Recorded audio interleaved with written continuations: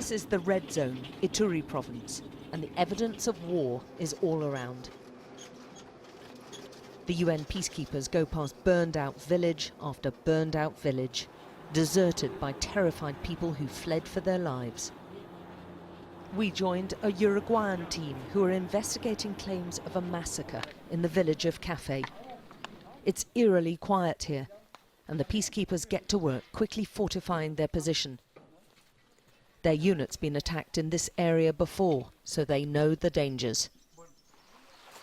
Many of Café's citizens left DRC altogether, sailing across Lake Albert to seek refuge in Uganda.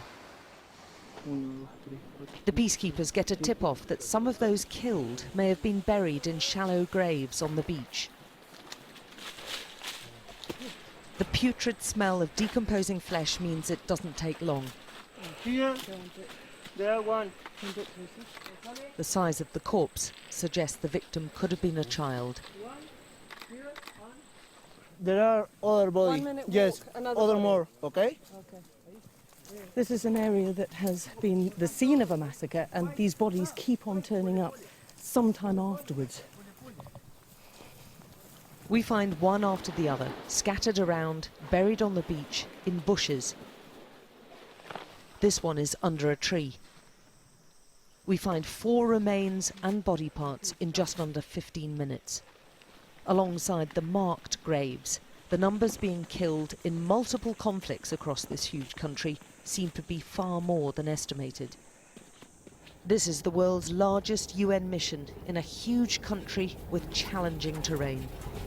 But despite the upsurge in violence here, the rules of engagement mean the peacekeepers can't intervene. But they work on the assumption their presence can reassure civilians and deter the operations of the militia. In Chumbu village, one of the residents takes us to see what the militia did to his home. Oh, whoa, okay. This has been absolutely trashed. This violence has been blamed on ethnic fighting between the Hema and Lendu tribes.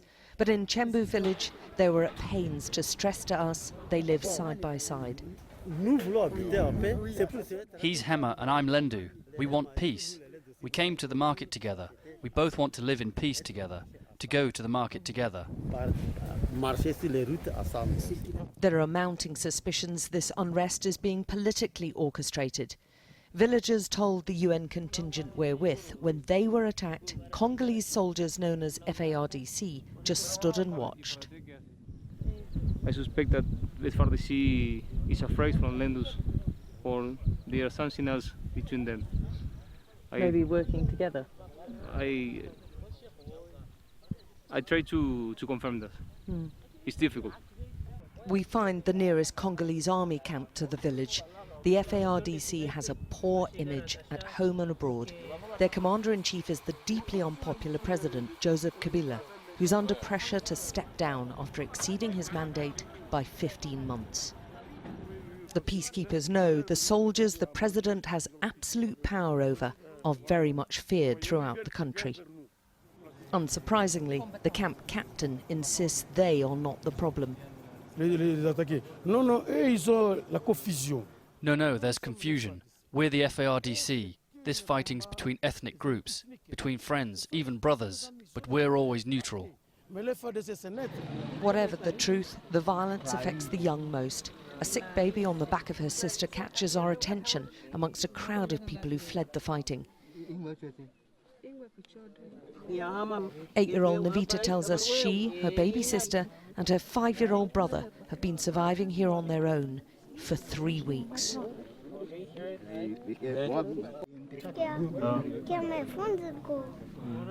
She doesn't know whether their parents are still alive. They've been begging for food from strangers ever since. The baby's now utterly dependent on a sister who's not yet reached double figures.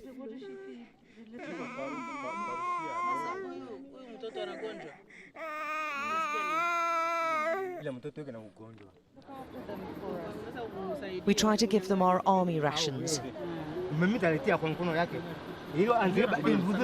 But in a mass of hungry people, it causes near chaos. The pastor is nominated to take care of the food parcel, but everyone here, everyone is malnourished, and we wonder how much of it the 3 abandoned children will see. Alex Crawford, Sky News, in the Democratic Republic of Congo.